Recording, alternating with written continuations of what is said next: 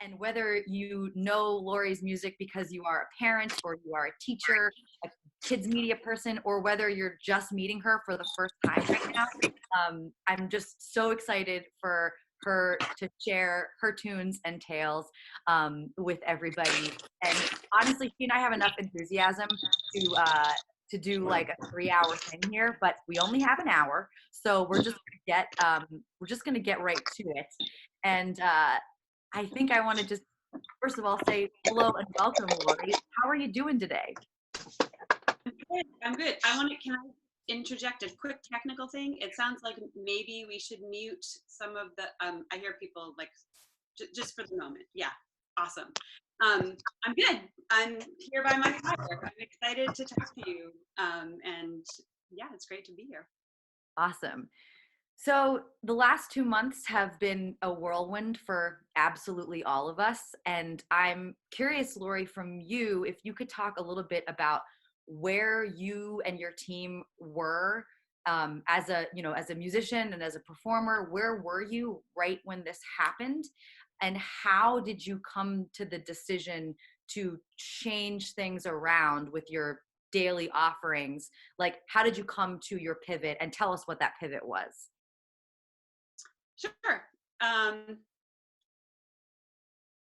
The main thing was, I mean, I'm sure all of you had this experience where it was like everything happened really quickly. One week we were planning to have a birthday party for my brother-in-law and the whole family was going to come. And then suddenly the next week, like all the schools were closed. And I actually left New York City and ended up deciding that we should, after talking to my team, like we needed to do something because all my concerts seemed like they were about to get canceled. And so we decided to start doing these daily Facebook Lives. And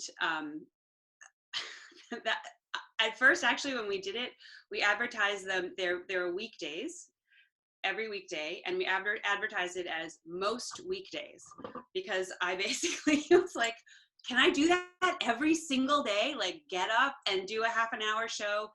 I know a lot of people ended up doing this actually, but the idea of it was very overwhelming to me. And like to be able to just really show up, be there, have the energy, not be like sad during them, which actually that's a whole other story. But I feel like it was one of those things where I was a little nervous to just go ahead and do it, but we did. Mostly it's because I have great people who work with me and we're like, yes, we can do this. We can help you. We'll get on Zoom with you every day. I think the scary thing was having to do those things also by myself, as we're all doing now, right? Like we're doing them from home and setting up lights, or if you're doing a performance or you're even like coming to something like this, you have to be technically savvy enough to show up and get into the room and take care of everything. So I just wondered if emotionally also I would be prepared for that. But yeah, I did it, been doing it for 7 weeks. So it turned out okay. So 7 weeks of live daily music programming is what you just like, you went from having like a tour schedule to making daily content. Yeah, exactly. Wow. So and setting up my own sets, like every night I'm like cutting paper out and putting things up and like it's just I mean,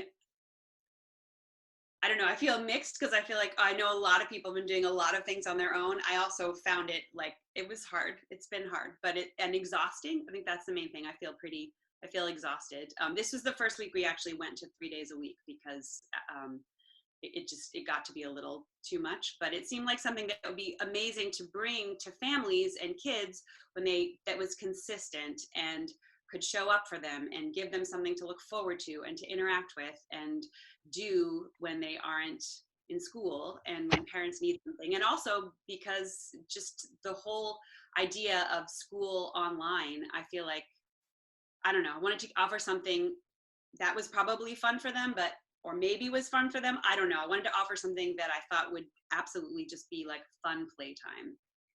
yeah.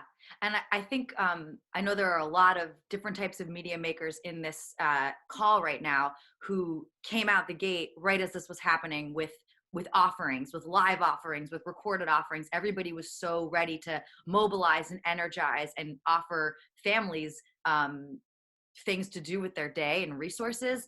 I'm curious about the unexpected challenges and gifts that you have been facing in like this 7-8 week shift experiment. Has there been anything that's really surprised you on a specific level? Yeah, I mean, one thing is, I mean, as a performer, it was actually really incredible to get up every day to like I'm just not someone who has done that. Like I haven't gone on long tours where I would perform every single day, or even do what you did, like when you were on the Sunny Side Up show and had to be live every day. So having to get up every day and vocalize and prepare for it, like my voice feels really like it's in better shape, which is great because I'm like about to go through menopause and my voice is getting all funky and weird, and like it was so awesome to actually have a reason to get up and vocalize every morning. It gave me something to focus on. I think during this, it's been like a scary, stressful time for a lot of reasons. People are dying and people are getting sick, and I also feel like I'm both hearing about that's happened personally to people that I know, and also it happens out in the world. And then I have my own little sort of isolated family situation at home. So to like have something to look forward to and to focus on that was very in the moment, and also that was connecting with kids and families like every single day, and just feeling like I think I felt less alone. So that was something that I wasn't really thinking about beforehand. Felt really good. So those were some really great things. Also, just the feedback. I mean, people have been very grateful and happy to be part of it and to have the consistency. And then, it was hard too. It was hard to get up every morning. I'm a night person, and I was like, why did I make this at 10 in the morning? I have to get up every day, and I found that a little bit challenging. I found exactly what I said before about like just staying in a mood where I'm positive and giving. Like one time I was singing a song that I wrote called One Seed, and it's basically about like thinking about leaving this planet better than it is now for our kids and for their grandkids, and for future generations, and taking care of each other and taking care of the world. And I just like, I mean, in the middle of the song, I physically turn around and I realized when I wasn't looking into the camera that I had started crying. So I came back and I was like weeping into the camera, and which was great in a lot of ways. It was wonderful to show that. It was also, I realized how hard it has been sometimes to just like, to both be present and give something, to show up each day thinking like, okay, what do I have to give here? And also into a million pieces because of everything that's going on. So it's been a real balance. I think that moment is so beautiful because as much as I think we're all trying not to crumble for noble reasons, we also have to crumble because that's just part of this. And for you to do that like in front of other parents and kids I'm sure that there were so many parents watching that were like, me too. Wow. Yes, this is real. And I feel like I'm seeing that in so many places, while we're watching like Jimmy Fallon at his house and everybody kind of in their present moment that isn't dressed up, that isn't concealed, like you're having emotions in real time in front of an audience as you're having them. This is all happening in this exact moment.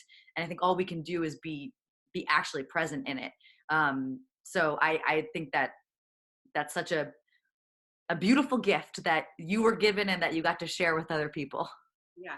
I'll actually say one thing, which was that a lot of people did say that. They did say, thank you. Hey, I was crying at the breakfast table this morning, and now my kids saw you crying, and it was like, oh, it's okay, grown-ups cry.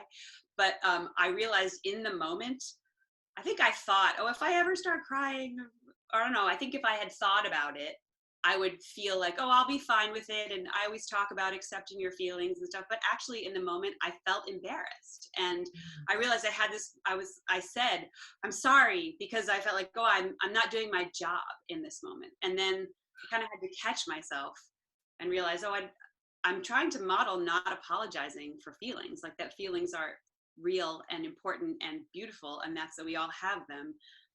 But my old like child, I think, came roaring up in that moment, and I had to like sort of work that out in my head in front of everybody, which then I went back and watched it later. I was like, I hope I did something that was positive there in that moment, because I had no idea what actually happened. So anyway, it was that there were a lot of things happening at that Wow. I think of you as just such a seasoned performer, because you've been making music for so long, and you've been time. performing. What did you say? You've been making music for so long, Laurie. How do you do it? But I mean, really, like you've been in the game for a minute, and so to think of you still coming upon moments that are, surprising and raw and authentic. It just brings me hope as a performer and as a maker, that we are always finding moments to like rediscover why we are doing what we're doing, and rediscovering how we're doing it. Does it bring you hope that every single day when I do this, I feel like I mess up like constantly? Hope that brings you hope, because that's how I feel every day. I'm like, oh, well, screwed all that stuff up, but the rest of it was fine. So that's good enough, right? Like it has to be good enough. That's one of the, I mean, of course, when we're performing live, that's something, and it's happening right now. Like we have all these live interactions now in front of a lot of people. Yeah, it's just, I feel like every day I'm trying to remind myself it's good enough. I'm good enough. I actually write that to myself a lot. I keep a journal at night, and I find myself saying that a lot these days. It's like, I'm good enough. I did enough. I have enough. I'm being enough. Like all of those thoughts are coming to me all the time right now. I love that. I think it's so important right now to be really gentle with ourselves the days that we're falling apart, or the days that we accomplish something. Just being really extra kind to ourselves as every one of these days unfolds is so important. So thank you for that. Laurie, would you be willing to share a song with us? Yes, Carly. As a musician, would you? No, I'd love that. Yeah, I wanted to sing. When you asked me about sharing one song during this, I felt inspired because I wanted to sing a song that I wrote like just before all of this happened. And just for all of you watching, it actually was inspired by Carly originally, because I had started to get to know Carly, and it's called Beautiful Light. And I just thought that you were a really beautiful person and have a beautiful light inside of you. And then I thought, oh, this is something that I would love to have every kid feel about themselves and see in themselves, because of course everybody has that. It's just like how much we allow people to see it. So I wrote it in as if like thinking about a kid singing the words. So I actually wanted to say that today, that like while I'm singing it, I was sort of hoping that everyone who's watching would think about it about themselves. Just because I feel like in this time, like I know we're talking about pivoting, and I feel like a lot of the changes and the way that we pivot, it's about like really listening to ourselves and deciding what we can do and what we can't do in the situation, and being honest about that. So anyway, it's just, I was hoping that it would be something that I could share that would kind of give everyone a moment to like see that within themselves. So yeah, let's see. This is only the second time I've sang this in front of a camera or people. So here you guys go. Yeah. Are we in tune? Mostly, yes. Wait, I want to grab my fire. Thank you, thank you. Pulling out the campfire tunes. This is more of the campfire metaphor.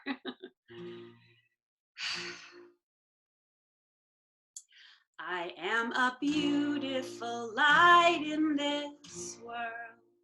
I am a beautiful light in this world.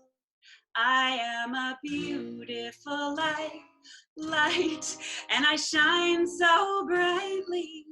A beautiful light in this world.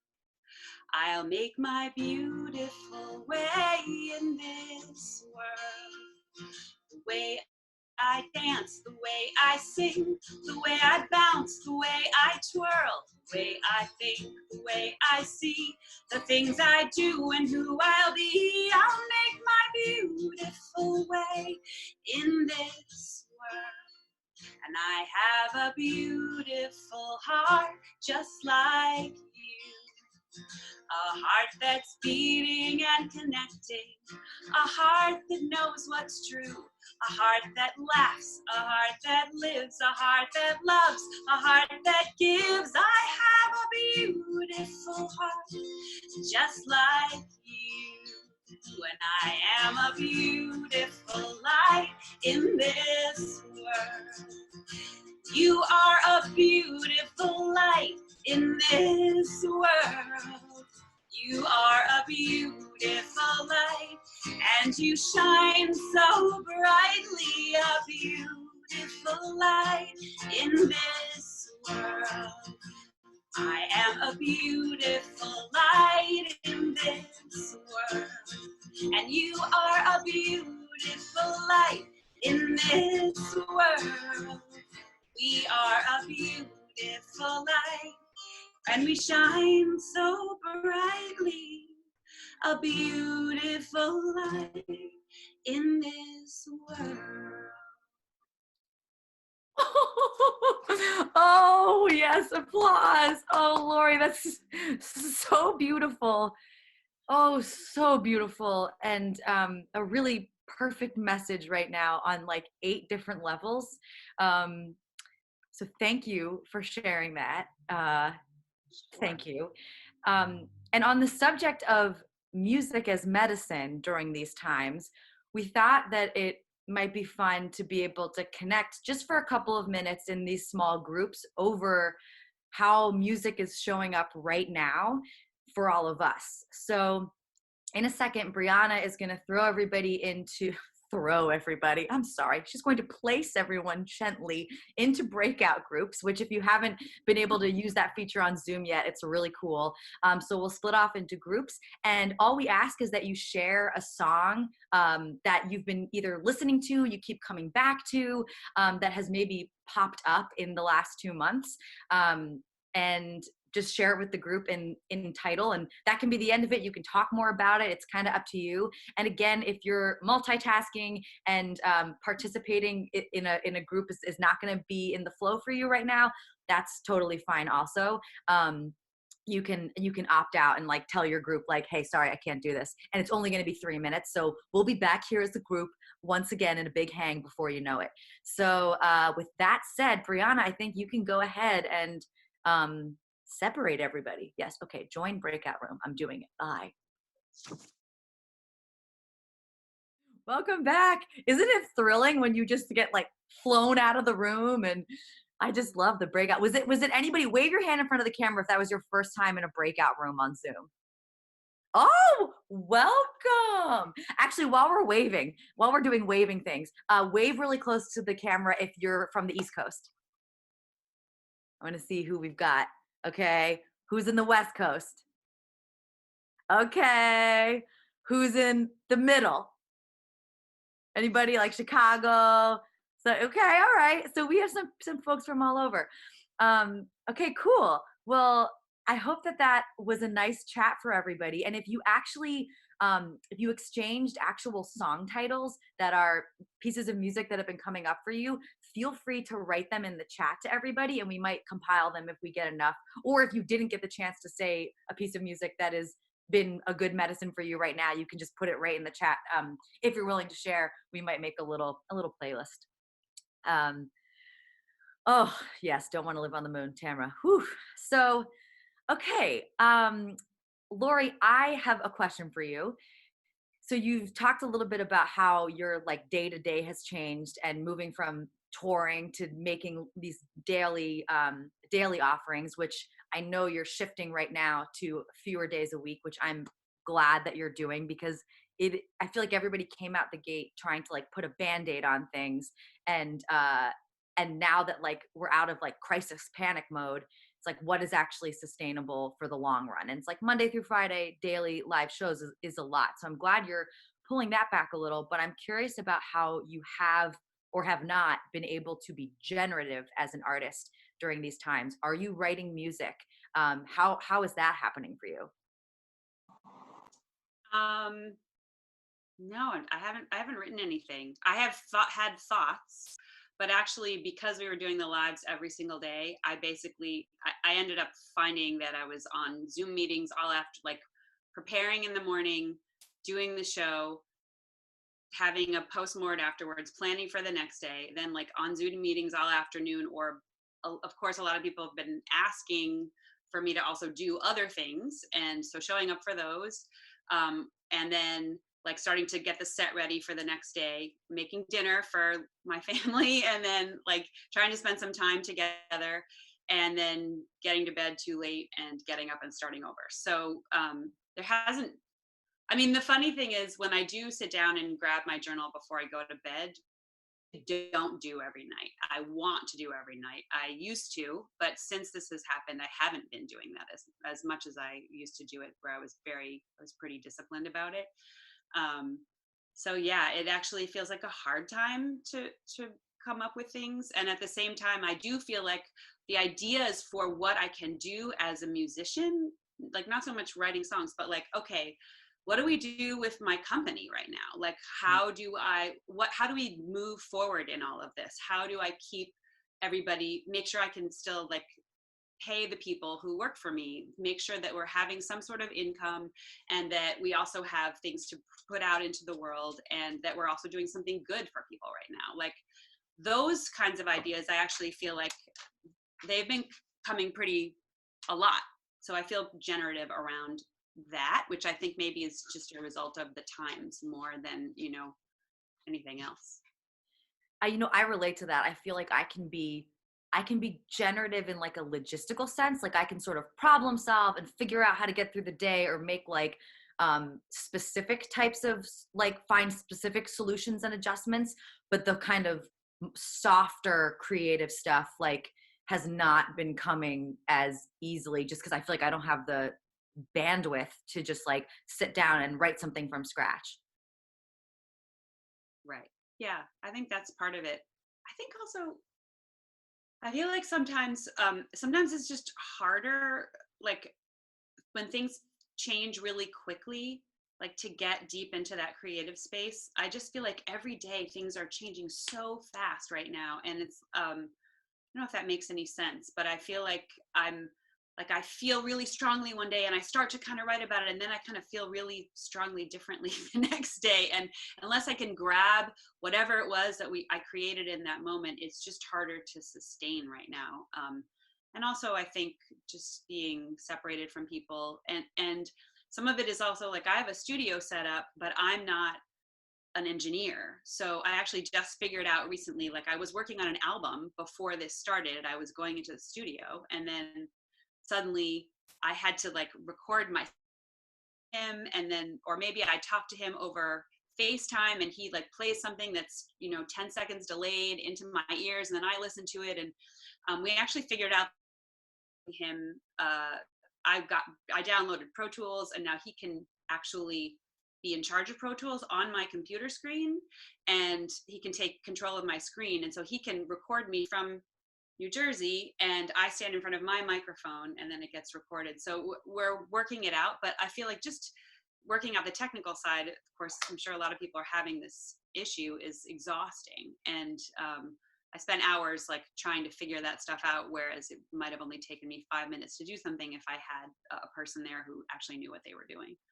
Yeah, I feel like there's a literacy level up happening with tech stuff, even just like being able to do things on Zoom. Or I know some of us in here are doing live streams. I mean, Laurie, you included. I know Danny's been working with it, like trying to figure out like, okay, do I live stream through just Facebook? Do I, like, when I do my Tubetown live streams every Saturday, I've got my phone like dangling next to my computer and it's like all about to fall over, and just like the mechanics of trying to figure out how to self-produce under these circumstances is a very particular kind of exhausting that it's a kind of exhaustion that takes up almost all the space, and then you have like 10% left to actually deliver creatively with whatever you're trying to do.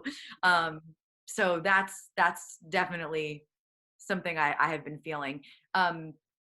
So Laurie, we talked about, that the initial pivot that happened, which is live and daily. And you and I were talking earlier this week about how it feels like at this 2-month mark that we're in a wave of a second pivot. So can you talk about what that feels like to you? Yeah, I mean, I know when we started, I think part of what was a little bit scary about it was not knowing when it was going to end. Mm-hmm. So having, and anyone who said, hey, I'm going to do this thing every day, or I'm going to do this thing every week, there was that kind of like, well, how long will we be staying home for? How long will this be relevant for?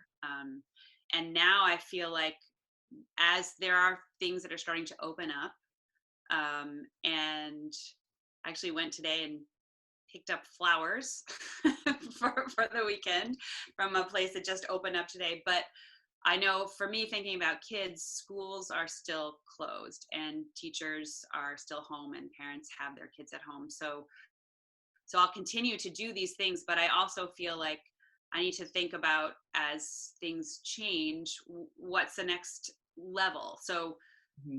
we did those lives. It's free every single day, very consistent, very available. Now I feel like I have to kind of think about is there something that can replace touring? I'm sort of got my recording thing is starting to set up. So can we do online live concerts?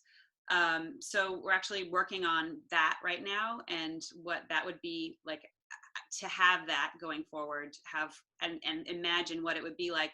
I don't know if we'll need to do them for the next year, but it might be, so I feel like the pivot now is like, okay, it's not just this super everybody's home, but like with everyone kind of halfway being home, how do we take whatever our work is and make it continue to be relevant and still have access to people and still be able to support ourselves, and plan for the future, like really thinking about what's going to happen for kind of the next year, I imagine, until we get a vaccine.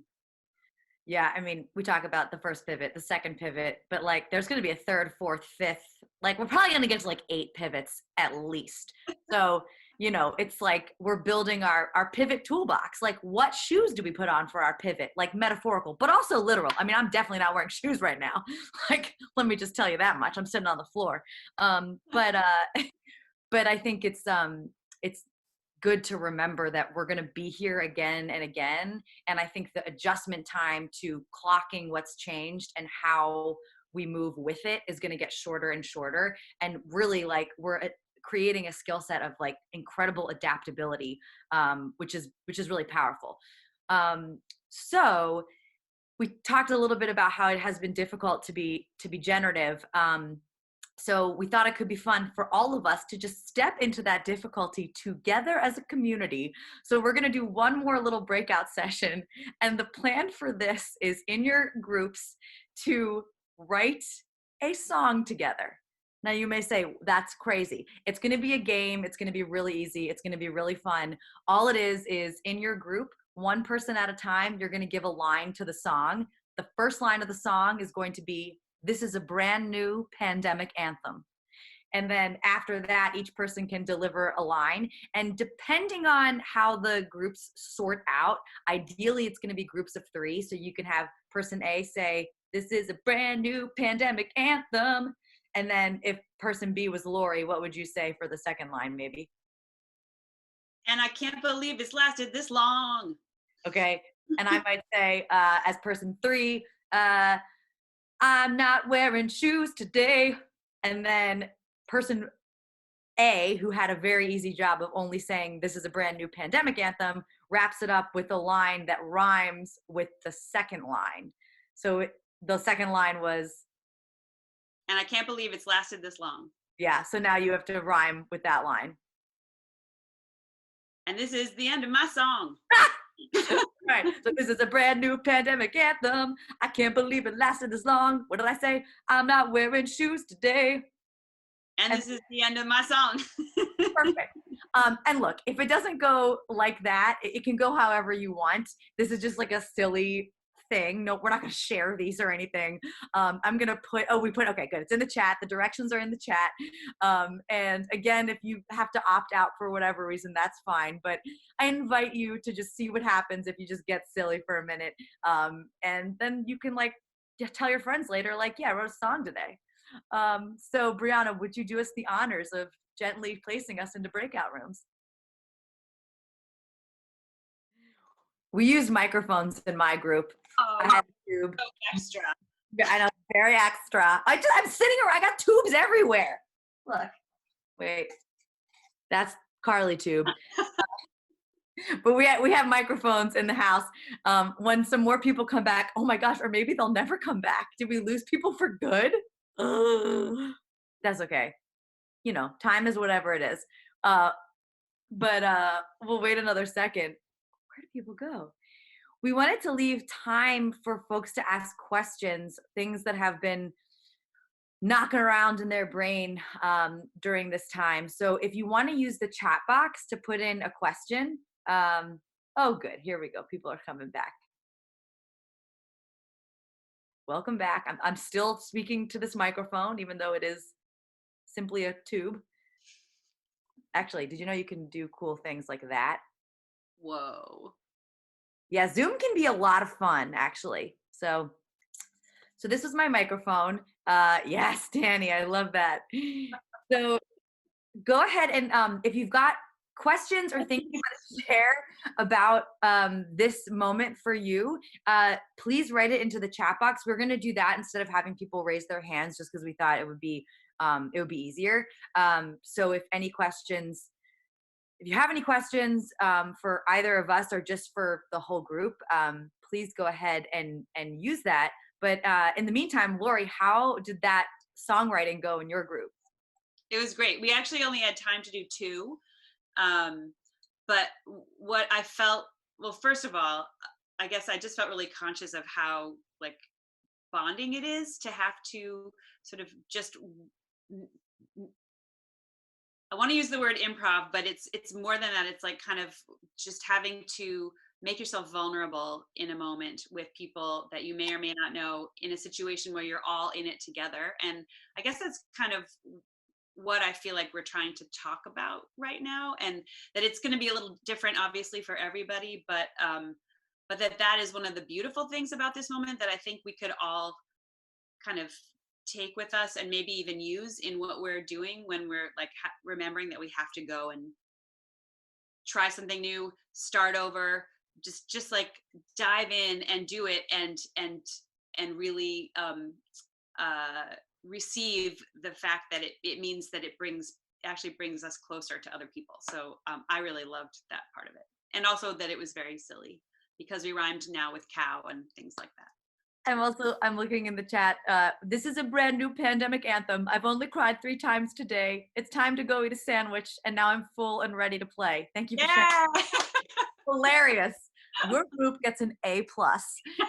But I think, Laurie, you're exactly right. I mean, the practice of improv is about stepping on stage and not knowing what's going to come next and trusting the scene partners that you're with to carry you through it, and to, support each other. And that's sort of the moment that we're just all in right now. It's the great uncertainty, capital T, capital G, capital U. Had to think for a second there. And also, I do want to say that the idea for this exercise came from you, because this is a game that you all would play at the dinner table. Oh yeah, well, my daughter's 15 now, but when she was younger, like 7 or 8, we used to do a lot of games at the dinner table, and this was one that we made up. And so it was just great to be like, we just go around. There were 3 of us, so we each would take a turn, and then we'd switch over, and then we played Iron Chef, but that's a whole other thing. Oh wait, we have another one. This is a brand new pandemic anthem. I've already eaten all my snacks. Me too. I'm wearing my pajamas, and Zoom chat is already calling us back. Ooh, Nice. very present. I love that. I don't need this anymore. Um, uh, yeah, use that chat to share questions, or if you remember your lines from your song. We definitely want to hear those too. Is there anything else? One thing that's kind of hard to come by right now. Is it okay? Is the fire okay, Laurie? It's small. I was just trying to give it. Okay, wait, me too. Hold on. Okay, it's fine. Um, uh, it's hard to come by interactions with people you don't know, like the way at a CMA event we'd be able to see some new people or have a shared experience that feels like it's immediate and happening in the moment. So I'm glad that we could do this and all be here, and I'm excited for more CMA events that have this kind of element to them. But Laurie, I'm curious. Actually, I'm going to skip my curiosity and go to a curiosity from Tamra in the chat box. Thank you. Who's asking, have you noticed anything change in the audiences that you've seen come into your daily concerts in terms of mood, attendance, or anything else? That's a great question.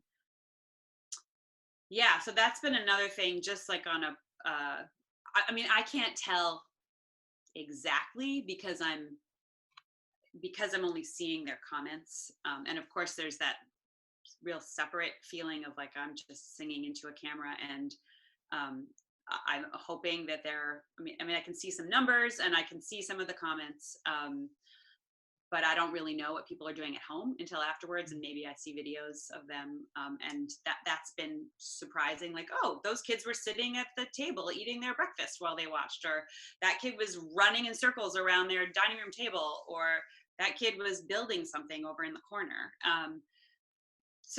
But over time, I mean, first of all, the first day, the attendance was probably 10 times what it is now.